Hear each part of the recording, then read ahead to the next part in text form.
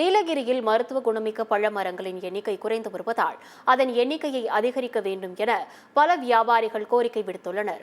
மலைகளின் அரசு என அழைக்கப்படும் நீலகிரி மாவட்டத்தில் உள்ள 55% வனப்பகுதியில் விக்கி, தவிட்டுப்பழம், குரங்கு பழம், ஊசி கலக்காய் உள்ளிட்ட 50க்கும் மேற்பட்ட வகையான பழ மரங்கள் உள்ளன.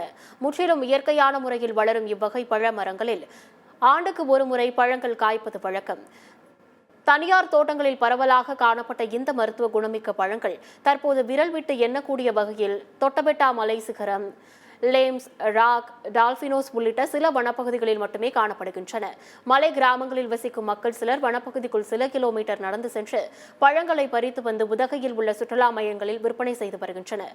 பழ மரங்கள் அழிவு நிலையில் இருப்பதால் இந்த நாற்றுகளை அரசு தோட்டக்கலைத்துறையினர் உற்பத்தி செய்து தனியார் தோட்ட உரிமையாளர்களுக்கு வழங்குவதன் மூலம் அழிவின் நிலையில் இருந்து இந்த பழங்களை காப்பாற்ற முடியும் என பல வியாபாரிகள் தெரிவித்துள்ளனர்.